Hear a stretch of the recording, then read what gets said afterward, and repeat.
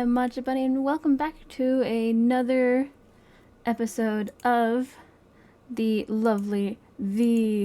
supposedly scary, and I'm not saying it's scary yet, but you know what? The supposedly scary Danny Bunny.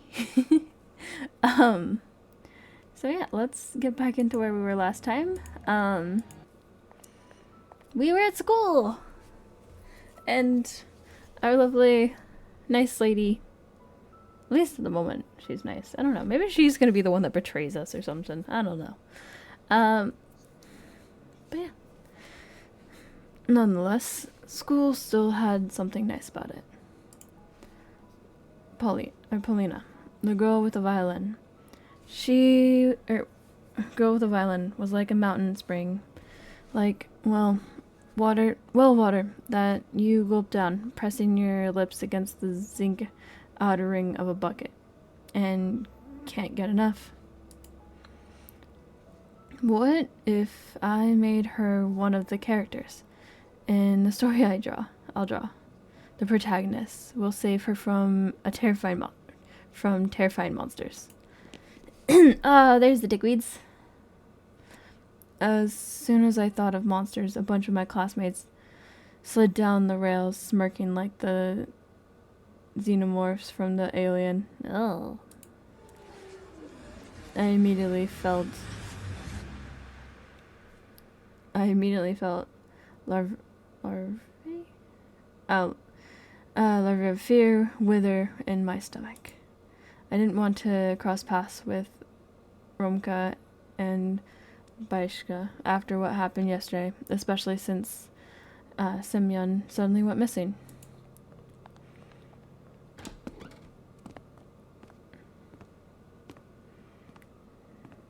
Hey, it's a bitch. I entered the classroom and went towards the last row. All the chatter suddenly died down, so I walked there in complete silence. I felt like my classmates pushed and poked me with their stares. They carefully observed my every move. They looked at me with moxifying mix of pity, ridicule, and division. Like a scientist looks at an ugly representative of a newfound species of worm. I stared at the desk with a huge pile of library textbooks on top of, and my fists clenched. I felt like I was the one who disappeared in the snowy forest, and my desk was finally used for something worthwhile. Semyon's empty chair stood in front of me. The chair that once belonged to Volva gathered dust somewhere in another classroom. Makes a little sound. After a moment of hesitation, I sat down at Barbarin's desk, the place where I was supposed to be assigned by Lilia Pavlovna at first. The chatter resumed, as if someone just unpaused a movie.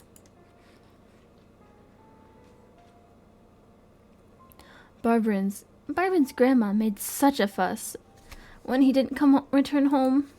First, she ran to the school, and then called the cops. Yes.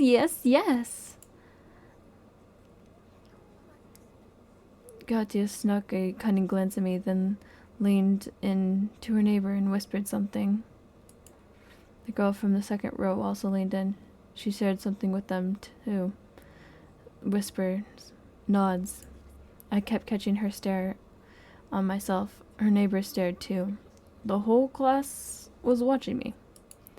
It was like they felt the need to watch me because they were searching for traces of blood on my fingers.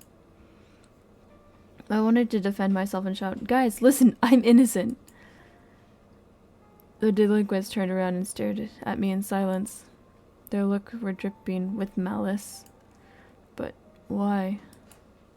What did I do to them? Their friend went missing, and they're still focused on me? Suddenly I noticed Bayshad drilling a hole in my nose with his eyes.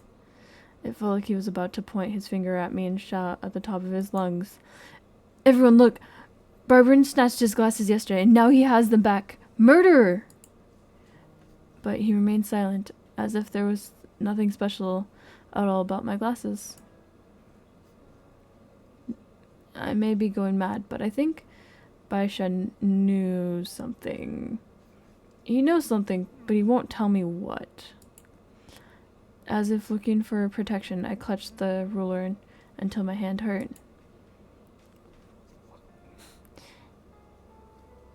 You don't have to be Columbo to solve this. Who held a grudge against Barberin? Metal ruler fell out of my weak fingers. It hit the floor with a jingle that made other kids shudder. Katya bit her tongue and squirmed nervously. Chairs scratched against the floor. My classmates moved away from me, closer to the exit, towards the teacher's desk. I was not the only one to catch wind of that change. Romka and Bashka looked around and winced in contempt. Too bad that they weren't afraid of me like everybody else. Shut it. I bet you Barberin just got a whooping from his old hag and ran off. They'll find him soon. They'll find him all right. In a ravine, with his stomach cut open. I gulped. I imagine Shoma on a snowy blanket, his face white, like fish belly, split down the middle by the crevice of his mouth, snowflakes falling on his glassy eyes and filling up his throat. See, I could almost hear his condescending tone. It's all your fault. But why was Semyon the only one who gets his just desserts for bullying me? Weren't all of them supposed to be to despair? Romka, Baisha, Katya, along with every laughing onlooker. Of course, Semyon did me a favor by despairing. Thanks to him, my classmates now stared at me in awe. But that was only one side of the coin. What if I'll have to repay that favor soon? The door creaked. Polina entered the classroom. Polina entered the classroom. I straightened up in a hurry so she wouldn't see me looking like a scared critter.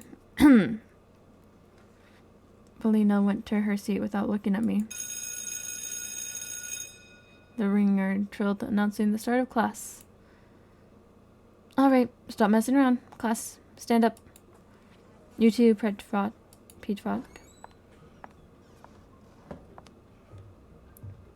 Lilipova went to her desk, followed by a policeman in a uniform. It was the man that visited us recently, tall, and his stare was so sharp you could get cut on it. Hello there, kids. Oh, he actually took off his hat. Hi. You can sit down, kids. This is Senior Lieutenant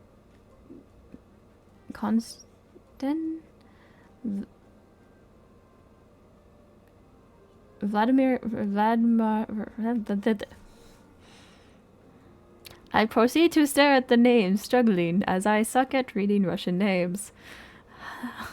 Fudge monkeys. Vladimir. Yeah. Vlad. I'm so sorry for anyone that they speak Russian and they're watching this. I don't. I suck at Russian. I did. Yep. At this. 日本語話しますでも、ロシア語話しません。But yeah, I suck at Russian really bad. He's going to ask you a couple of questions and give you a small PSA.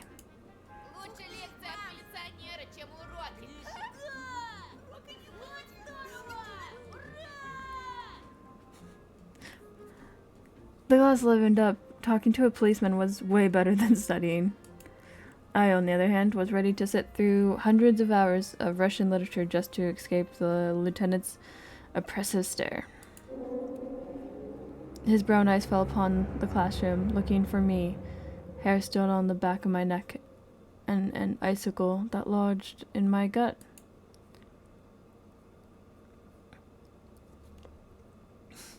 Is it true that Barbara got killed by a serial killer? Shh. Ekasina. Let the adults ask questions here. We're all scared. Maybe the killer's somewhere close. Maybe they're even sitting among us. Among us. Her stare was directed at me.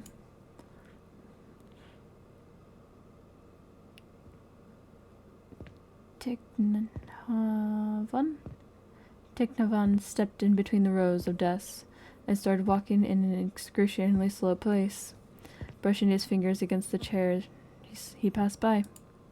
Some of the students almost broke their necks following his movements. This is how a crowd of commoners would gleefully anticipate a public execution in the Middle Ages. And he walked, getting closer and closer to me. I gritted my teeth to stop myself from screaming. Calm down. Breathe. You didn't kill or kidnap anyone. He already knew the answer to his question, but the policeman still asked in a stern voice. Anton Petrov? Yes? Stand up, Petrov. My muscles turned to stone. I got up, ungluing myself from the chair. I felt like I could hear all my joints creak in the process. I only wish that Pavlina wouldn't turn around and see the grimace of horror on my face. If only I could be somewhere far away in the forest, digging myself into a snow pile, rolling up into a ball there. The officer stared at me as if he was about to lock a pair of handcuffs on my wrist. I wondered how cold the bracelets are to the touch. I imagined myself getting jailed and put into a juvenile detention center where tens of Simons would consistently harass me. I don't know anything. I have nothing to do with this. Nobody's accusing you of anything. For now. Only then did I notice. Hey? Only then I noticed the file that said case number in his hand. It had gray cover made from rough carton. It flopped onto the desk like a guillotine blade that slid down on someone's neck. With a measured motion, opened the file, still studying me with his gaze. I caught a glimpse of the documents and photos. They showed prints on snow. They looked like animal prints. Have you talked to Simon Barbin before? I only knew him for a week. Everyone knows that Petrov hated him. I turned red. You ugly bitch. I wanted to sink my teeth into Katya's face and chew on her neck. Instead, I relayed with the calmest voice I could muster. We had a fight some time ago. He hit me. The voice came from the side. You fucked. You're fucked. Hey. Paitifanoff. Paitifanoff? Shut your mouth. I staggered, barely able to keep my balance. Surprising. Elena Palavana came to my rescue. Barbin is a troubled teen, a true pain in the rear. The officer replied with a meaningful nod and fished out a notebook out of the file. Hey! Is this yours? I averted my gaze.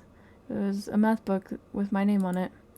My classmates devoured me greedily with their eyes. It felt like even the writers on the portraits squinted at me in suspicion.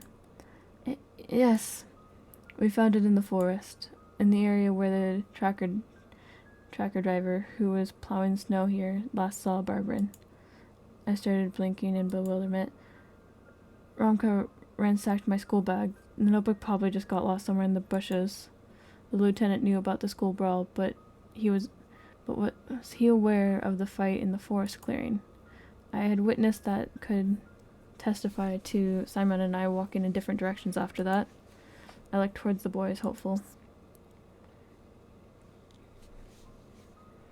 Romka, who sat behind Tika, put his finger to his lips, and when the officer quickly turned around, he pretended to pick on his nose. I deciphered his signal. The boys like Romka would probably say something like, "Snitches get stitches," in a situation like this.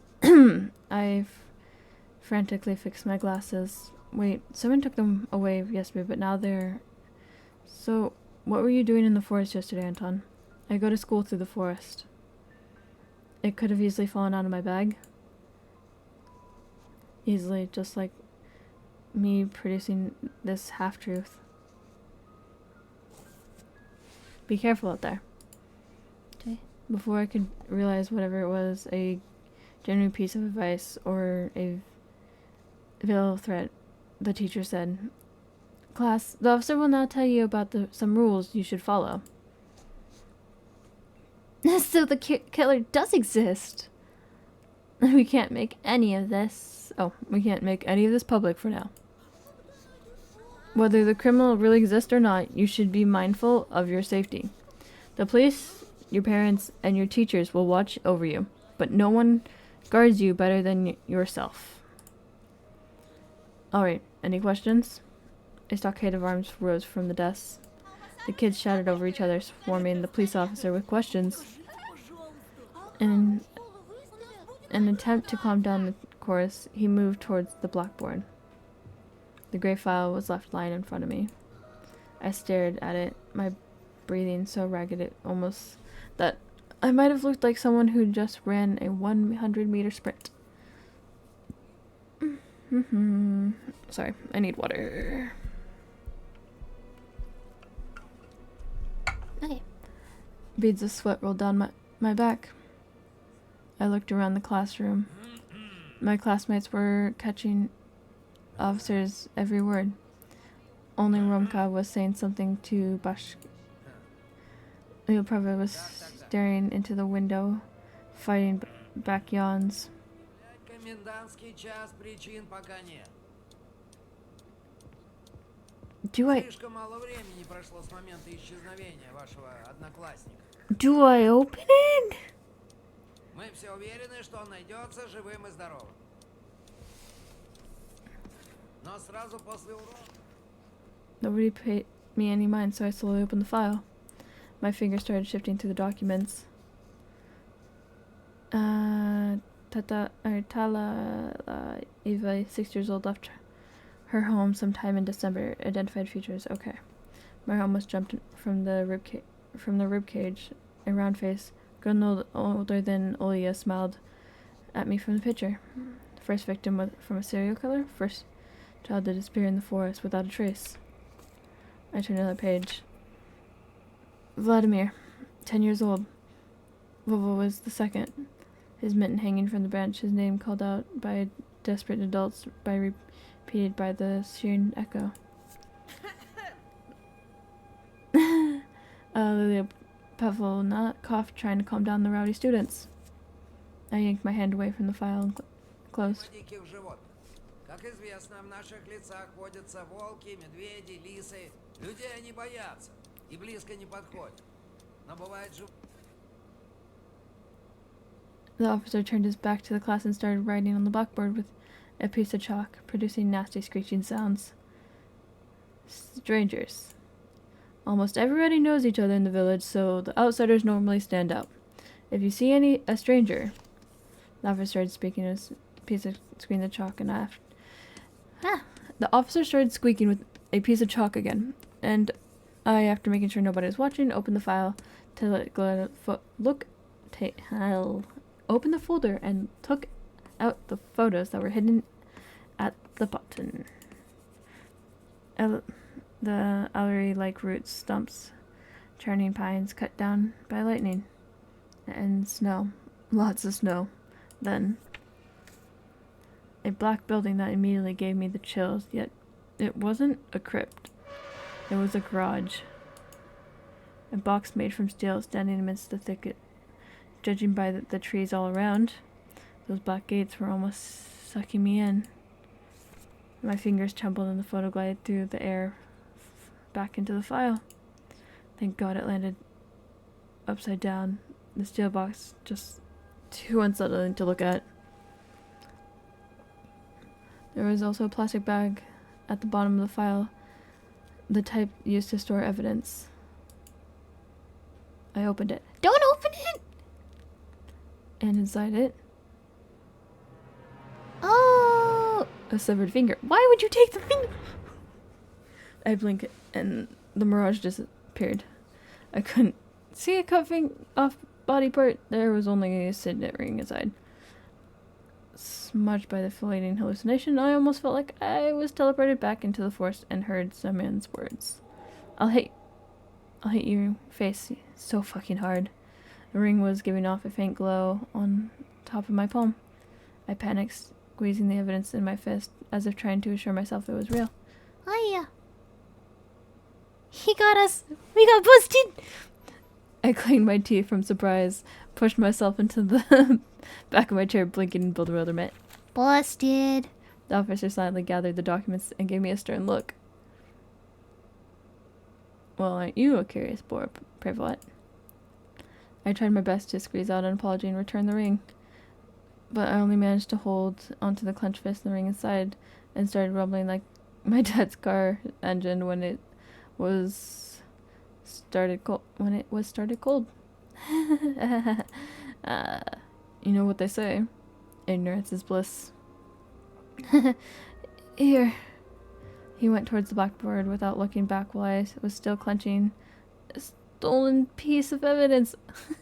Okay, you guys can't see it, but there was a thing that just popped up in the corner, and it was like an achievement for like doing what I did, and it was like my precious. And I'm like, Lord of the Rings reference. I approve greatly. Thinking about Simon.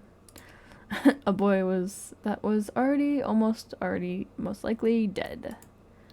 I have the ring still. Let me say this again. If you see anyone suspicious in the village, be it near the school or the forest trail, contact the police immediately. You know our number, right? 02. Thanks for listening, boys and girls. Thank you, Ilya Prevost, and find your classmate. Yeah, right. A thought flashed through my mind. Dig through every ditch, and maybe you'll be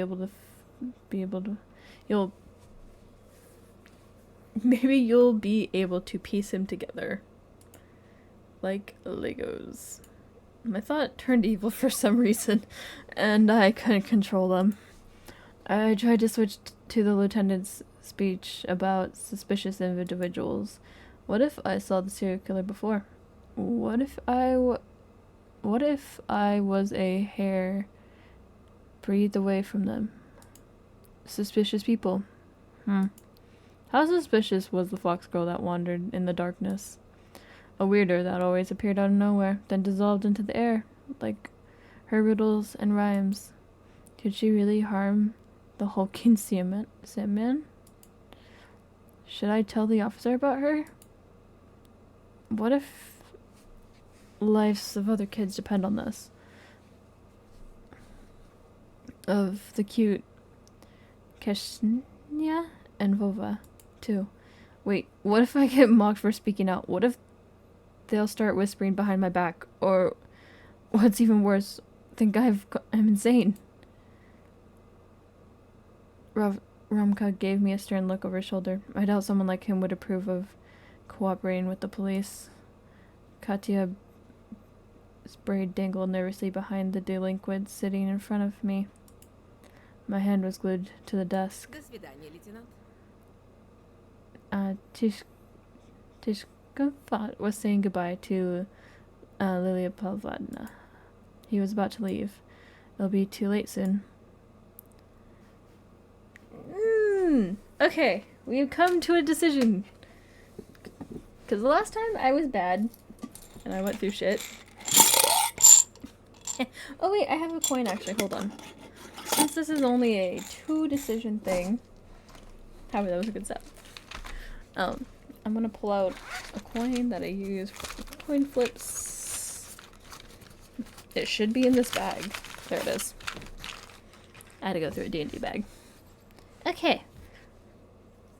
Heads, we stay silent. Tails, we tell him. And the answer is... we stay silent. No way.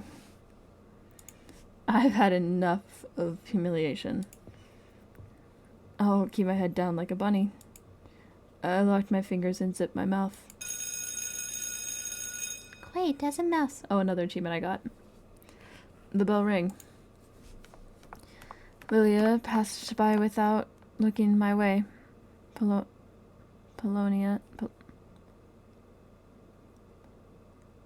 Polina left after her. My classmates went silent at the same time, as if someone muted the sound on a TV. They followed me with their eyes the whole time I was passing between the rows. Judgmental looks. I felt like I was in the scope of many sniper rifles. I squeezed through the barricade made of desks looking for Polina. Oh, hey, look at these fuckers. But I stumbled into my new buddies instead. Romka swaggered up to me. Decided to rat us out to the cops. I didn't say anything.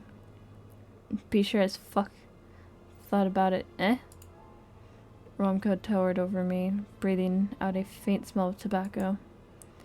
You're very wrong if you think that without Sonia you'll have a better time here. We'll make this place hell for you if you got it.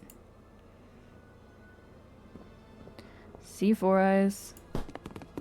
My head tilted towards him forward from a slap. What a loser. I wasn't surprised to find a note stuck on my back during the break. It said, "Kick me." My nightmare clearly wasn't about to end. As it gets dark. It's been 7 days since the lieutenant visited our class. At first glance, everything was still the same. I lost the coin. There it is. The forest still held out its gnarly claws towards the village, and the wind whipped up white flakes weaving from powdery snow every night. My parents arguing in the other room. I would turn up the TV's volume to silence their muffled voices and sit close to Olia. Vova and Simon's photo were still black spots on the notice board. A round-faced Semyon wasn't returning home too. But something did change. I could see how different the looks of my classmates were. They met me with a new portion of pokes and insults, contempt, mockery, loneliness because of my fateful companions. But most importantly, a shadow slid across my desk, leaving behind a mysterious note. I glanced into the space between rows, but the messenger was already nowhere to be found. Who sent me this note? What could this carefully ripped out, neatly folded piece of paper be hiding from me? More threats and humiliation? Or... I took the piece of paper and carefully inhaled the wafting aroma. Blackberry. Inside was a message in beautiful handwriting. I'm waiting at a dead end near the dressing room. Come alone. Drunk on the sudden call, I immediately started walking, looking over my shoulder from time to time, making sure nobody was following me. Even though I suspected it could be another trap set up by Romka and Baisha at first, this buzzing thought soon left my mind. the two of them didn't have enough combined brain power to fake Polina's note so carefully. I don't even notice how I almost broke into a run and jumped around the corner. As soon as I did, I rammed into someone inside a dark nook. Oh. Like a magic bird, a green notebook glided to my feet. I forgot what her was. Jeff, have you lost your sight completely? I fixed my glasses. My nearsightedness wasn't that embarrassing anymore. I bent down and picked up the notebook. Sorry, I was in a rush. Were you waiting for me? Did something happen? Paulina studied me with her eyes and clicked her tongue.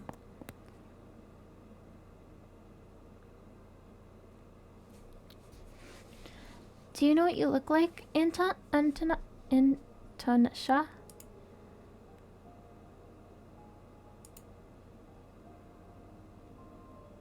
Like Blues Improv. I blinked in bewilderment. What do you mean? I always associate people I know with something. I do that too, but why music? It can't be anything other than music. Some people are like guitar soloists. Some are drums. Some people like our Lilia Pavana are war marches. And you're so thoughtful, so mysterious, sometimes even a bit sad. You're definitely blues.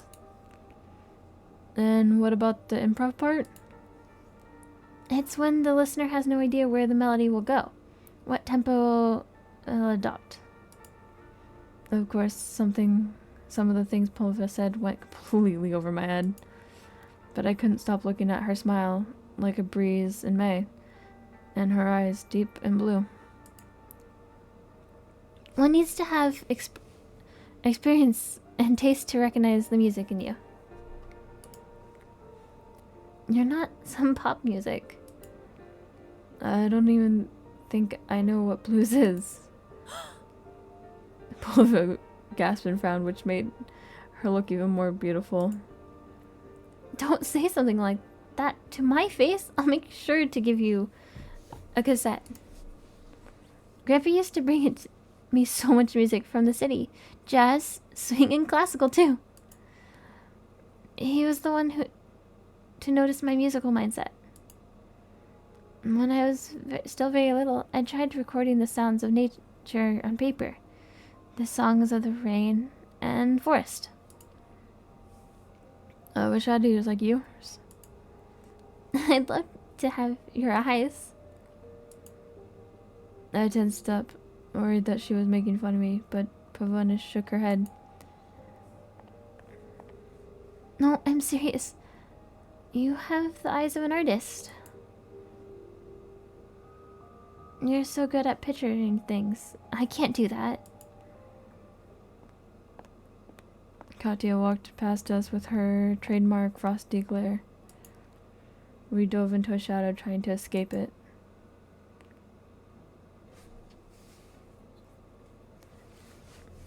You understand... Oh. You understand why we're hiding here, right? Because of people like her. Oh, what kind of melody is Katya? Pavanish flashed me a sly smile. The squeaking sound in unoiled door hinges.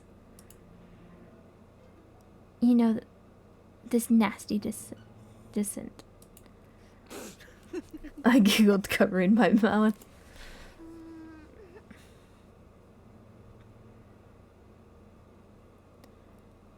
Katya didn't hear our whispers, but she suddenly glanced over her shoulder, clearly annoyed.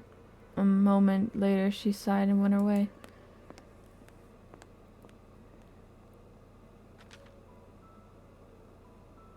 I remembered the notebook was still clutched in my hand. I turned it in my hands, instead of a subject name in front. side had the name of the owner and 2 words, friends only. Curiosity killed the cat, you know. I'm sorry, is this a questionnaire? Have you ever filled one? I lied that I had. In reality, girl classmates from my previous school had never asked me to fill their questionnaires. It was quite upsetting. I mean, it was a girl hobby. You just answer a set of standard questions about your favorite actors and colors. But entrusting someone with such a notebook was a sign of friendship. And maybe of something even more? Something I only had a vague idea about. No, you can fill in mine if you want. And my heartbeat quickened. And that's where we're gonna end today's episode. Because I just realized we're at 35. So we're gonna save. Saving. Yes. And that is where we're gonna end today, y'all. If you like this episode, please remember to like, subscribe, and leave a comment if you like. I'll see you guys in the next video. Talk to you later. Bye bye.